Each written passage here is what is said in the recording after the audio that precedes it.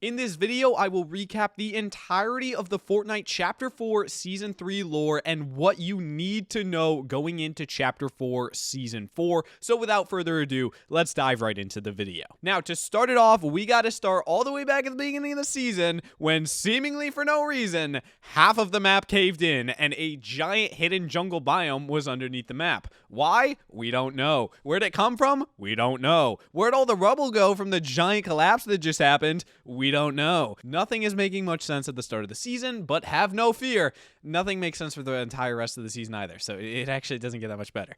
In the jungle biome, there's old Optimus Prime relic statue layer thingy here, because why the heck not? Why would the Autobots not have visited this random spot that is currently now underneath the Fortnite map? Well, Fortnite wanted to do a crossover, that's why. So apparently Optimus Prime is here. None of the other Transformers, just Optimus Prime. Don't ask me why. Maybe Fortnite couldn't get the licensing deal to get the other Transformers. But Optimus Prime is on the map. And if you ask why, shut up. It's a crossover. Don't ask why. Now, the next part, the two main groups to be watching this season, obviously besides Optimus Prime, are number one, the Luminaries. Now, the Luminaries are an extension of the Fortnite Chapter 4 Season 2 lore, which is completely irrelevant. Can we forget that season ever happened from a lore perspective? It's completely trash. Basically, the Luminaries are these people that are exploring the new jungle area, and they're from Mega City. That's really all you need to know. The next one is Sloan. Sloan is back, baby. Even though she died in a prior event, she basically got, revived by Relic after the Zero War death scene. So Relic is a guy who's maybe part of the Luminaries. He is not a guy that lives in the jungle area, despite what people think. He actually just came to this area as well. He hasn't been living here. But basically, he's been using the technology that the ancient civilization of the jungle had created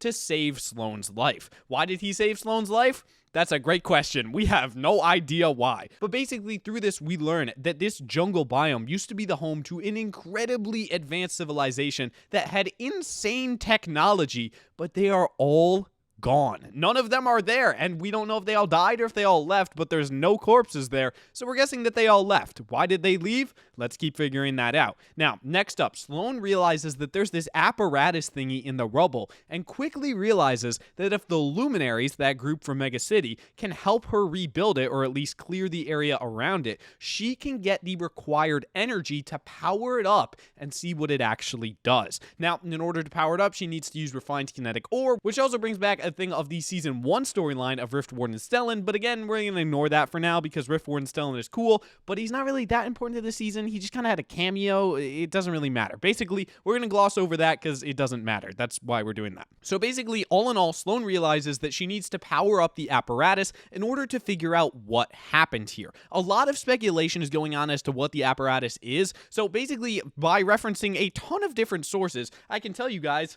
it's still unclear. We don't know what the frick this thing does, but basically what my best guess is, and what Sloan has stated herself, is the apparatus is basically just a lens into the past. It's going to allow us to see what happened to this ancient civilization, why they all left this planet, and where they actually went. So basically, the apparatus is our way to figure out what the heck is going on this island. Now, sidebar here, Optimus Prime is talking to us through the radio. If you want to ask why, again, don't. It's a crossover. Fortnite needs to sell the skin, so Optimus Prime is on the Fortnite radio station. No idea why. Basically, he tells us three important things. One, we should trust Sloan. Why? I don't know, but Sloan apparently, in his eyes, is the only person that can save us, which brings us to point two. Optimus Prime tells us that our reality is doomed. Why? Again, we don't know. Optimus Prime refuses to elaborate on this point, but he just tells us that we're doomed. Why are we doomed? Again, Optimus does not want to tell us. Now, Optimus also tells us that in order to save ourselves in the future, we need to look to the past, which again brings us back to this apparatus, that the apparatus is going to show us what happened to that past civilization and what we can do to avoid it. Maybe this past civilization found a home among the stars, and that's what we're realizing. The past civilization of the jungle probably left this island and went to live somewhere else in the galaxy because something bad was going to happen to this island. So we got to figure out what that thing is. Now, we don't know why there's impending doom, like I said, but we know that there is an eclipse coming. How do we know this?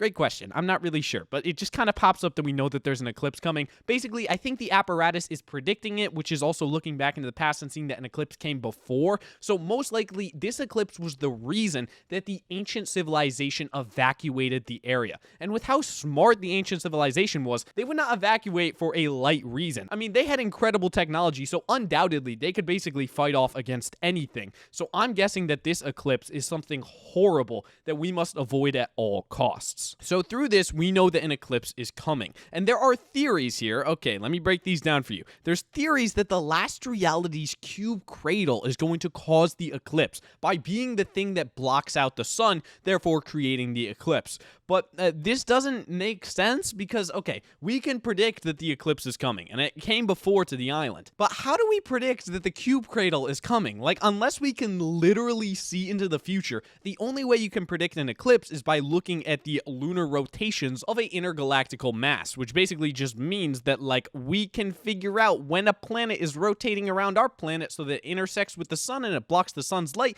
and we get an eclipse, or at least I'm fairly sure that's an eclipse. But basically, what I'm trying to say here is that we would have no way of predicting the cube cradle showing up, because that is literally just a giant spaceship for the last reality. It's not a planet that rotates on its own and obeys the laws of physics. It's like the Death Star. That's like saying, hey, Alderaan, when are we gonna have an eclipse? The Death Star's outside. And then Alderaan just gets blown up. But basically, what I'm trying to say here is that the cube cradle theory, while cool, doesn't really make sense, because two things here. One, the thing that I've already stated, how the heck would we predict that? And then two, that would be so out of left field. The last time that we saw the cube cradle was in chapter 2. So this would be a very big throwback if we're actually doing that. Very out of the blue. I don't think it's going to happen, unfortunately. But we do know that there's an eclipse coming. At the end of the day, that's all we know. So just to reiterate here, we don't know what happened to the prior civilization that lived in the jungle, but they were incredibly technologically advanced and disappeared without a trace. Optimus Prime speculates that they went to live in the stars, and the apparatus is pointing to that conclusion as well.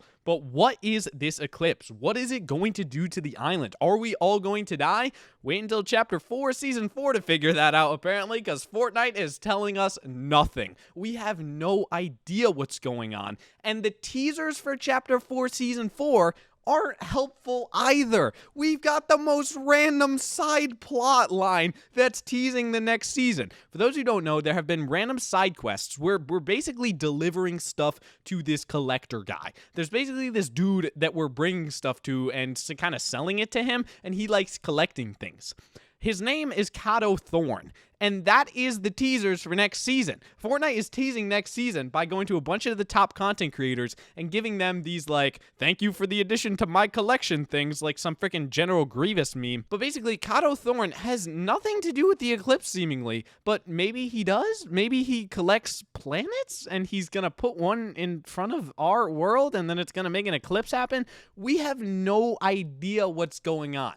Basically, all in all, the lore right now, it doesn't make sense. Fortnite got a little bit silly with this season, and they wanted to see what they could get away with, and it turns out they can get away with anything. They're Fortnite. And so they've dug their grave pretty deep here with trying to make this make sense, but Donald Mustard is sometimes a god, and he will somehow figure out a way to somehow make this make canonical sense of what's going on, but we have no idea what's going on right now, basically. There's an eclipse that may or may not kill the entire island. There is an ancient civilization that evacuated into the stars, and we may be getting a new map next season. Like, that's what all of these signs are pointing to, but we know that next season is Chapter 4, Season 4. It's not Chapter 5, so we're not getting a new map, but we think we're getting a new map, so it doesn't really make sense at all. Basically, all in all, the lore this season doesn't make that much sense. If you're watching other lore recap videos that claim they know what's going on, that's just because they want to have something that they can say they know is going on. I'm just being dead honest here with you guys. With what we have presented in front of us right now,